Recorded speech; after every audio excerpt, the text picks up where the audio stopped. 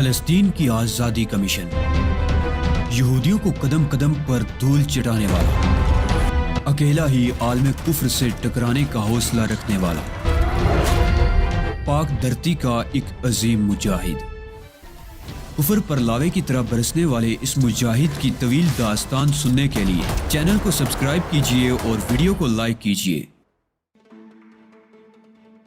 Mister dog, آپ میری دشمن سے ہمدردی کا اظہار کر رہے ہیں۔ نہیں بھائی، عورت کبھی کسی کی دشمن نہیں ہو سکتی، بس اسے ہینڈل کرنے کا فن آنا چاہیے۔ میرا خیال ہے پروفیسر ڈوگ کہ تم واپس چلے جاؤ، وہاں جا کر اس کی تیمارداری کرو، یقیناً وہ تم سے متاثر ہو جائے گی۔ اب آ گیا ہوں تو واپس نہیں جا سکتا، ڈوگ نے کہا اور پھر چونک پڑا۔ لیکن یہ کار کہاں تک ہمارا ساتھ دے گی؟ کیا یہ ہمارے لیے خطرناک ثابت نہیں ہو سکتی؟ کسی مناسب جگہ چھوڑ دیں گے۔ عزیزم، ایک بات میں بھی عرض کرنا چاہتا ہوں، وہ یہ کہ زندگی سب سے قیمتی چیز ہے۔ اگر زندگی ہی کو کوئی خطرہ لاحق ہو جائے تو پھر باقی تفریحات آدمی قبر میں تو نہیں کر سکتا۔ بجا ارشاد کیا آپ نے، اس میں کوئی شک نہیں۔ کار بہتر ہے کہ ابھی کسی مناسب جگہ چھوڑ دو، اور یہ بھی اچھا ہوگا کہ ہم پھر اپنی اوقات پر آ جائیں، یعنی فی الحال پیدل مارچ، اور پھر یقیناً یہاں لفٹ دینے والے مل ہی جائیں گے۔ مگر چلو گے کہاں، اس کا تعین بعد میں کر لیں گے، بلکہ ممکن ہے کہ کوئی اور ہی ہماری رہنمائی کر دے۔ ڈوگ کی بات میں وزن تھا۔ میں جانتا تھا کہ تارینہ یہاں کی مدمول شخصیت ہے اور کافی حد تک پراسرار بھی۔ اس بات کے امکانات بھی موجود تھے کہ کسی طور اس کا تعلق میرے دشمنوں سے بھی ہو، گو میں اس کا کوئی اندازہ نہیں لگا سکا تھا۔ خواہش کے باوجود صورتحال ایسی ہو گئی تھی کہ اب تارینہ کی کھوج میں رہ کر میں اپنی زندگی کا خطرہ مول نہیں لے سکتا تھا، لیکن اس کے امکانات تھے کہ وہ شدت سے ہمیں تلاش کرائے اور کار کی وجہ سے ہماری نشاندہی ہو جائے۔ چنانچہ ایک بڑی پوری بارونق سڑک پر کار چھوڑ دی گئی، اور اس کے بعد ہم لوگوں نے پھر ایک راہ اختیار کر لی جس کے بارے میں ہمیں کوئی اندازہ نہیں تھا کہ کہاں جاتی ہے۔ پیدل سفر کرتے ہوئے کافی وقت گزر گیا تھا۔ اگر یہ ایک باقاعدہ سڑک نہ ہوتی تو ہم یقیناً آگے نہیں بڑھ سکتے تھے، کیونکہ پھر ہمیں اپنے سفر کے بارے میں کوئی اندازہ نہیں ہو سکتا تھا۔ تارینہ نے بھی یہ کہہ کر ڈرا دیا تھا کہ سڑک پر درندے بھی مل جاتے ہیں۔ کافی دور چلنے کے بعد پروفیسر ڈوگ نے اس سلسلے میں تشویش کا اظہار کرتے ہوئے کہا، مزید آگے جانا خطرناک ہے۔ اتفاق کی بات ہے کہ اس دوران یہاں سے کوئی گاڑی نہیں گزری، اور کہیں یہ کوئی ویران اور ناقابل استعمال سڑک نہ ہو۔ سڑک کی حالت تو یہ نہیں بتاتی مسٹر ڈوگ، میں نے کہا، اور جھک کر سڑک کو دیکھنے لگا۔ سڑک پر گاڑیوں کے ٹائروں کے نشانات بنے ہوئے تھے اور زیادہ پرانے نہیں تھے۔ اس کا مطلب ہے کہ یہاں گاڑیاں گزرتی ضرور ہیں۔ اب یہ اتفاق ہے کہ اس دوران کوئی گاڑی ہمیں نہیں ملی۔ ابھی ہم یہ سوچ ہی رہے تھے کہ دفعتاً انجن کی آواز سنائی دی اور ہم چونک پڑے۔ پیچھے سے ایک ٹرک آ رہا تھا۔ ہم سڑک کے بیچوں بیچ آ کھڑے ہوئے۔ ٹرک تھوڑی دیر کے بعد ہمارے نزدیک آ کر رک گیا۔ ڈرائیونگ سیٹ پر ایک سیاہ فام آدمی بیٹھا ہوا تھا، بوڑھا اور مجہول سا آدمی جو شکل ہی سے نشے کا عادی معلوم ہوتا تھا۔ اس نے گردن نکال کر ہمیں خونی نگاہوں سے دیکھا اور غرائی ہوئی آواز میں بولا، کیا مصیبت نازل ہوئی ہے تم دونوں پر؟ یہ سڑک کیوں بند کر رکھی ہے؟ ہم پریشان حال لوگ ہیں مسٹر، کیا تم ہمیں اپنے ٹرک پر بٹھا کر وہاں تک نہیں چھوڑ دو گے جہاں تم جا رہے ہو؟ اور اگر تم لٹیرے نکلے تو تم ہمیں گولی مار دینا۔ میرے پاس پستول موجود ہے، اس بات کا خیال رکھنا، بوڑھے نے کہا۔ یقیناً خیال رکھیں گے، تم فکر نہ کرو، پروفیسر ڈوگ نے کہا، اور بوڑھے کے برابر والے دروازے کی جانب بڑھا۔ بوڑھے نے پستول نکال لیا اور اس کا رخ ہماری طرف کر کے بولا، یہاں بیٹھ کر تو تم بآسانی مجھ پر قابو پا سکتے ہو، میرا پستول بھی چھین سکتے ہو۔ اگر سفر کرنا ہی ہے تو پیچھے جاؤ۔ چلو ٹھیک ہے، پیچھے چلے جاتے ہیں، لیکن اس دوران تم ٹرک چلا مت دینا، پروفیسر ڈوگ بولا۔ اور چند لمحے بعد ہم ٹرک کے پچھلے حصے پر پہنچ گئے۔ ٹرک کے پچھلے حصے میں سبزیاں، ترکاریاں اور ضروریات زندگی کا دوسرا سامان بھرا ہوا تھا جو یہ بوڑھا لے کر کہیں جا رہا تھا۔ چند لمحات کے بعد ٹرک آگے بڑھ گیا۔ میں نے مسکراتے ہوئے پروفیسر ڈوگ کی طرف دیکھا اور پھر بولا، ہم یہاں بیٹھ کر بھی بوڑھے پر قابو پا سکتے ہیں، کیا خیال ہے؟ ارے اگر اس نے ہماری آواز سن لی تو بلا شبہ فائر کر دے گا۔ ایسا ہی آدمی معلوم ہوتا ہے مجھے، لیکن اس کے ساتھ ساتھ شریف بھی ہے، کیونکہ اس نے ہماری درخواست مسترد نہیں کی۔ بس بہتر یہ ہے کہ خاموش بیٹھے رہو۔ ویسے اس سامان میں کھانے پینے کی کافی چیزیں موجود ہیں۔ اے مسٹر ڈوگ، کسی قسم کی بے ایمانی نہیں چلے گی۔ ہم اس شریف آدمی کو کوئی نقصان نہیں پہنچانا چاہتے جس نے ہماری مدد کی ہے۔ ہم ٹرک میں سفر کرتے رہے۔ سفر خاصا لمبا معلوم ہوتا تھا اور ہمیں اس بات کی خوشی تھی کہ کم از کم ہم تارینہ کے علاقے سے بحفاظت نکل آئے ہیں۔ बूढ़े से तो हम कुछ पूछ ही नहीं सके थे, बस अब तकदीर जहाँ ले जा रही थी वही जा रहे थे। लेकिन ये जिंदगी मुझे पसंद आई थी। पिछले दिनों जिन जहनी उलझनों का शिकार रहा था, अब यहाँ आकर ये उलझनें दूर हो गई थी। तारीना या प्रोफेसर डोग के बारे में भी मैं अपने जहन को मसरूफ नहीं रखना चाहता था। जो कुछ होगा देखा जाएगा, और जो कुछ हो चुका है उसमें भी मेरी मर्जी को दखल नहीं था। गोया तकदीर खुद रास्ते मुंतखब करती है, और ये नया रास्ता किस तरफ जाता है इसका अंदाजा उस मंजिल पर पहुंचने के बाद ही होगा जहां हमें ले जाया जा रहा था। रास्ते के बारे में जो कुछ तारीना ने कहा था वो भी दुरुस्त ही था। हमने कई खतरनाक दरिंदे रास्ते में देखे। वैसे इलाके का हुस्न तमाम रास्ते अपनी जगह बदस्तूर बरकरार था। ये इलाका बिलाशुबा कुदरती हुस्न से माला माल था। ये तवील सफर शाम के धुंधलिकों में खत्म हुआ और ट्रक रुक गया। हम लोग फुर्ती से नीचे उतर आए थे। बूढ़ा भी स्टीयरिंग से नीचे उतराया था और अब वो खासा मुस्तैद नजर आ रहा था। उसने हम दोनों को देखते हुए मुस्कुरा कर कहा, तुम लोग वाकई शरीफ आदमी निकले। मैं अपने पिछले अल्फाज पर शर्मिंदा हूँ। आपका बहुत बहुत शुक्रिया मिस्टर। वैसे इस जगह का नाम क्या है? काल्मो कैंपो। यहाँ से शिकारी आगे की पहाड़ियों पर सफेद लोमड़ियों का शिकार खेलने जाते हैं। बहुत खूबसूरत इलाका है। सफेद लोमड़ियाँ यहाँ बकसरत पाई जाती हैं। वैसे तुम लोग क्या सयाह हो? हाँ, सयाह है हम लोग। काल्मो कैंपो आने के ख्वाहिशमंद थे, लेकिन यहाँ का रास्ता नहीं मालूम था। वैसे आप? मैं यहाँ सामान सप्लाई करता हूँ। हफ्तावार मेरा एक चक्कर लगता है, बूढ़े ने कहा और फिर हमसे हाथ मिलाकर एक तरफ बढ़ गया। गालिबन जिन लोगों के लिए वो सामान लाया था उन्हें अपनी आमद की इत्तला देना चाहता था। हमारी निगाहें चारों तरफ भटकने लगी। कुर्बो जवार में छोटे छोटे बाजार नजर आ रहे थे। इस तरह की चंद दुकानों के एक मजमुए से कुछ फासले पर ऐसा ही एक दूसरा मजमुआ वाक़ था। लोग अपनी जरूरियात की चीजें खरीद रहे थे। जगह जगह पक्की इमारतें नजर आ रही थी। इनमें बाज इमारतें 3-4 मंजिला भी थी, जिन्हें खासी खूबसूरती से बनाया गया था और उन पर होटलों के बोर्ड जगमगा रहे थे। यहाँ से बहुत दूर एक खैमों की बस्ती नजर आ रही थी। बड़ी उम्दा जगह है। इससे पहले मैं काल्मो कैंपो नहीं आया था। मेरा ख्याल है अगर हम यहाँ कुछ वक्त सफेद लोमड़ियों का शिकार करते हुए गुजारें तो क्या लुत्फ नहीं आएगा? प्रोफेसर डोक ने कहा, यकीनन आएगा, लेकिन इससे पहले हमें कयाम के लिए कोई बंदोबस्त कर लेना चाहिए। यहाँ छोटे मोटे होटल भी मौजूद हैं और तुम जानते हो कि ऐसी जगहों पर होटल निहायत कीमती और महंगे होते हैं। परवाह न करो, मेरे पास करेंसी मौजूद है। कितनी करेंसी होगी तुम्हारे पास? इसका मैंने अंदाजा नहीं लगाया, देखता हूँ, मैंने कहा और जेबों में करेंसी टटोलने लगा। बहुत ज्यादा रकम नहीं थी मेरे पास। तब प्रोफेसर डोक ने मुस्कुराते हुए कहा, मैं तुमसे पहले भी कह चुका हूँ, मेरे बैंक जगह जगह खुले हुए हैं। तो क्या ख्याल है तुम्हारा? मेरे बैंक यहाँ न होंगे? यकीनन प्रोफेसर, अब तो तुम्हारा साथ काफी दिलचस्प महसूस हो रहा है। तो आओ पहले किसी होटल में हम अपना बंदोबस्त कर लें। जिस होटल को हमने अपने लिए मुंतखब किया था वो निहायत खूबसूरत था। काउंटर पर हमें चाबी मिल गई और हम अपने कमरे में पहुंच गए। कुशादा और खूबसूरती से आरास्ता कमरा हमें पसंद आया था। प्रोफेसर डोक ने वाजिबात की अदायगी कर दी थी। एक खूबसूरत सी अफ्रीकी लड़की ने हमारा सामान हमारे कमरे में सजा दिया। जरा सोचो मिस्टर एली, अगर इस कायनात में ये हसीन फूल ना खिले होते तो इसका रंग क्या होता? उसने वापस जाती हुई लड़की की तरफ इशारा करते हुए कहा और मैं सिर्फ मुस्कुरा कर रह गया। इस गोल मटोल शख्स के बारे में सही तौर पर कोई फैसला करना बड़ा मुश्किल था। जाहिर तो वो ठीक ही नजर आता था। इसके बाद हम मुख्तलिफ मौज़ूआत पर गुफ्तगू करते रहे। फिर डोक ने अपने सूटकेस से एक लिबास निकाला और उसे तब्दील करके कमरे से निकल गया। मेरा इंतजार न करना। बाहर जाते हुए उसने कहा, जिस वक्त भी वापस आ जाऊं, लेकिन आऊंगा जरूर। मैं जानता था कि वो फूलों की इस वादी में अपने लिए कोई फूल तलाश करने गया था। काफी देर तक मैं आराम कुर्सी पर बैठा तारीना के बारे में सोचता रहा। न जाने कैसी औरत थी और किस सूरत हाल का शिकार थी।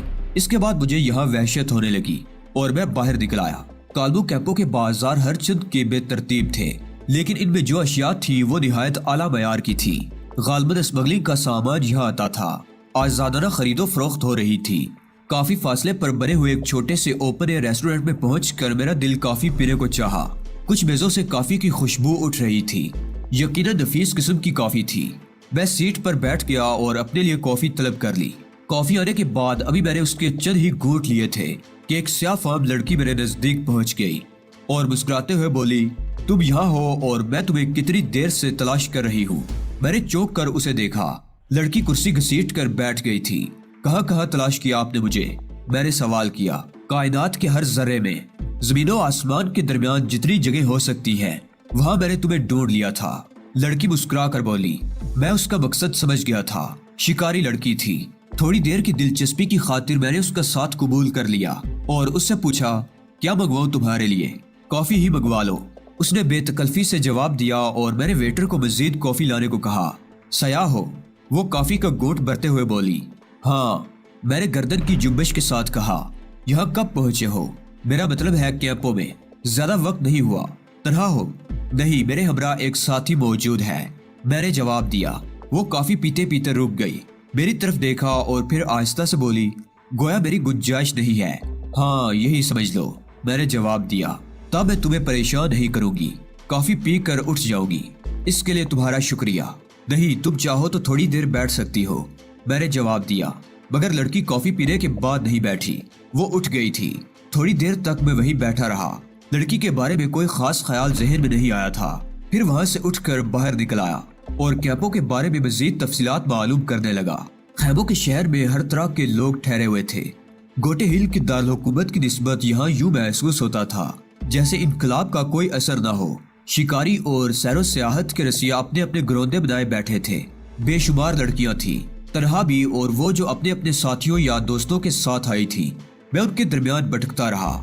सफेद लोमड़ियों के शिकार के लिए यहाँ सरकारी दफातर मौजूद थे जहाँ से शिकार का लाइसेंस हासिल किया जा सकता था।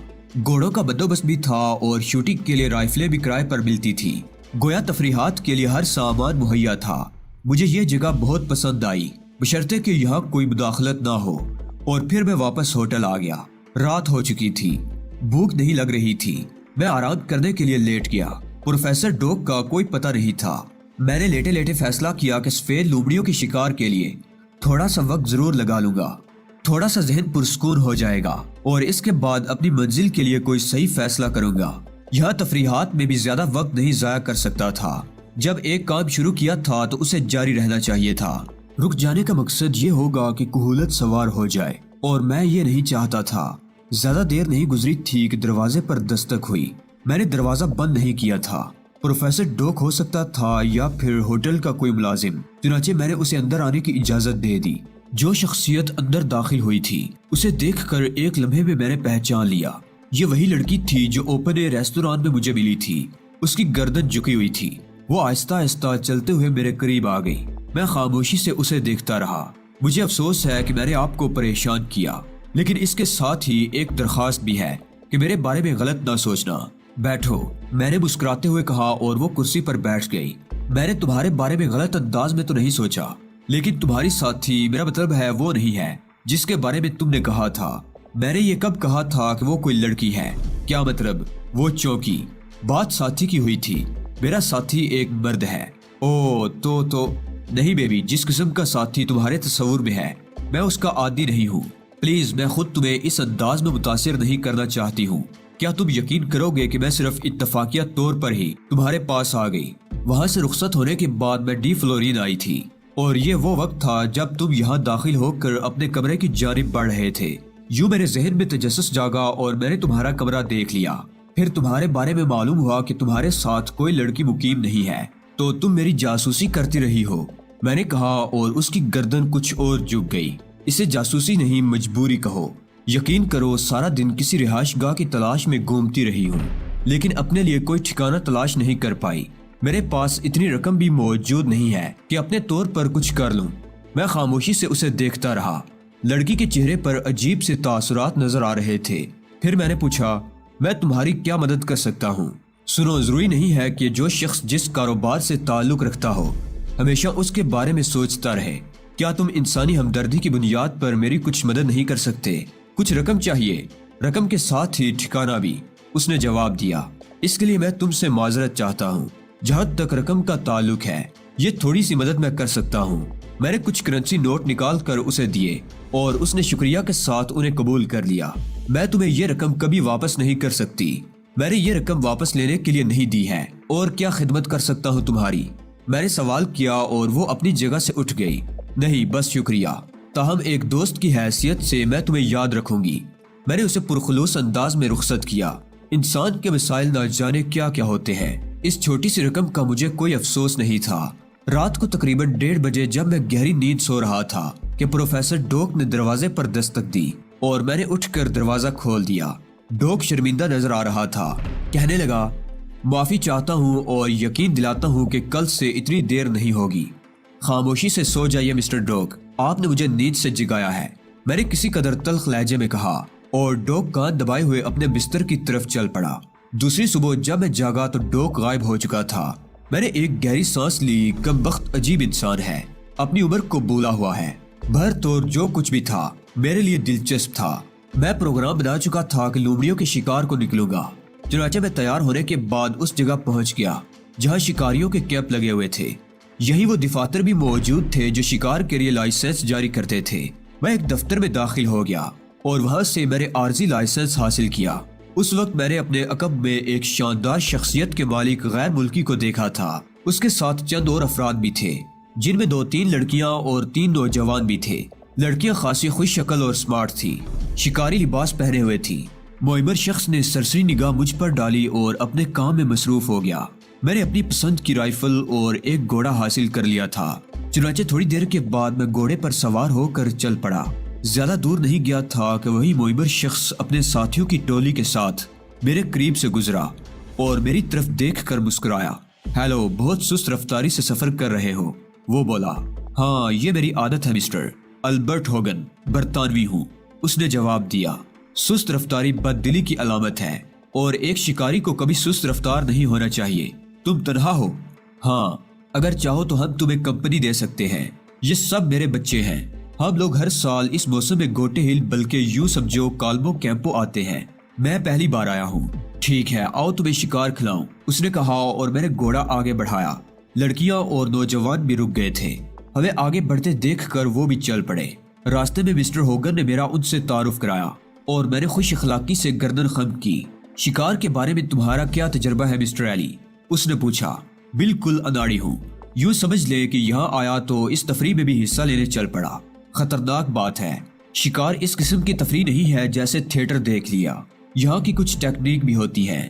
تم اناڑی پن میں کسی شکاری کی گولی کا بھی شکار ہو سکتے ہو۔ اوہ، مجھے اس کا اندازہ نہیں تھا۔ میں نے خوف زدہ ہونے کی اداکاری کی۔ شاید تمہاری زندگی باقی تھی جو اس طرح ہماری ملاقات ہو گئی۔ تعلق کہاں سے ہے؟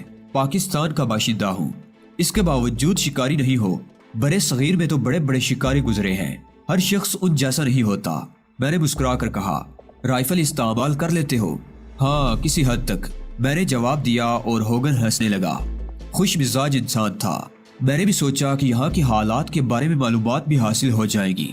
ہمارے اطراف میں اور بھی شکاری ٹولیاں سفر کر رہی تھی۔ برف سے ڈھکی ہوئی گھاٹیاں شروع ہو گئی تھی۔ کافی طویل سفر کرنے کے بعد ہم شکار کی حدود میں داخل ہو گئے۔ یہاں شکاریوں کے لیے ہدایات کے بورڈ لگے ہوئے تھے۔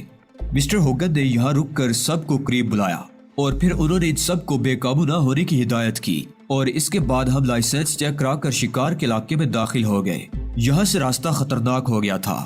بڑے بڑے برفانی تودے اور ان کے دامن میں گہرے گڑھے پھیلے ہوئے تھے۔ ہم ان گڑھوں کو عبور کر کے آگے بڑھتے رہے۔ پھر ایک جگہ قیام کا فیصلہ کیا گیا۔ شکار رات کو کیا جائے گا، مسٹر ہوگن نے اعلان کیا۔ میں نے محسوس کیا کہ اس فیصلے پر نوجوانوں کے منہ بن گئے تھے۔ رات ہوئی تو سب نے تھکن کا اعلان کر دیا۔ مجھے پہلے ہی اندازہ تھا، اس لیے میں مسکرا کر رہ گیا۔ کیا تم بھی میرا ساتھ نہیں دو گے؟ مسٹر ہوگن نے پوچھا۔ کیوں نہیں، میں آپ کے ساتھ چلوں گا، میں نے مستعدی سے کہا۔ ہم دونوں گھوڑوں پر بیٹھ کر چل پڑے۔ چاند نکلا ہوا تھا اور سفید برف پر چاندنی منعکس ہو کر عجیب لگ رہی تھی۔ گہرے سناٹے میں کہیں اور سے رائفل کی آوازیں ابھرتی تو عجیب سا احساس ہوتا تھا۔ میں ماحول کے سحر سے آزاد نہ رہ سکا۔ اس طلسمی ماحول نے مجھے خود بھی الجھا دیا تھا۔ ہوشیار، وہ دیکھو۔ دفعتاً مسٹر ہوگن نے ایک سمت اشارہ کیا۔ 4 لومڑیاں آہستہ آہستہ آگے بڑھ رہی تھی۔ ہم نے گھوڑے روک لیے۔ مسٹر ہوگن نے کہا، فائر میں کروں گا، ابتدا غلط نہیں ہونی چاہیے۔ میں نے خاموشی سے گردن ہلا دی تھی۔ مسٹر ہوگن نے کئی بار پوزیشن تبدیل کی اور پھر اچانک ان کی رائفل گرج اٹھی، لیکن اس کے ساتھ ہی ایک دلدوز انسانی چیخ سنائی دی تھی اور ہم دونوں بری طرح اچھل پڑے تھے۔ یہ کیا ہوا؟ مسٹر ہوگن کی خوف زدہ آواز ابھری۔ چیخ سن کر میں بھی ساکت رہ گیا تھا۔ ہم دونوں ہی کے دل میں یہ خیال ابھرا تھا کہ ہماری رائفل کی گولی کسی انسان کے لگ گئی ہے۔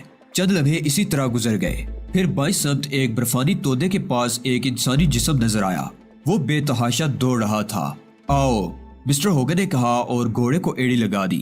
میں نے بھی اپنا گھوڑا ان کے عقب میں ڈال دیا اور آن کے آن میں ہم اس کے قریب پہنچ گئے۔ دوڑتے ہوئے اس جسم نے ٹھوکر کھائی اور برف پر لڑکتا ہوا دور تک چلا گیا۔ چاندنی میں اب اس نسوانی وجود کو صاف دیکھا جا سکتا تھا۔ ہم اس کے نزدیک پہنچ کر گھوڑوں سے اتر گئے۔ مسٹر ہوگن جلدی سے اس پر جھک گئے۔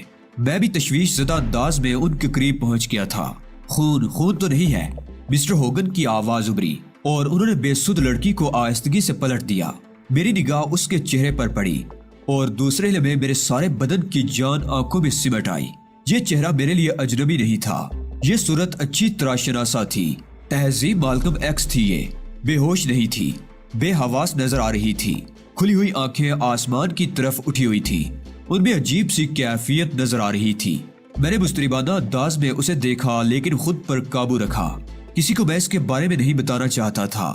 نہیں، یہ ہماری چلائی ہوئی گولی سے زخمی نہیں ہوئی، ہمارا خیال غلط تھا۔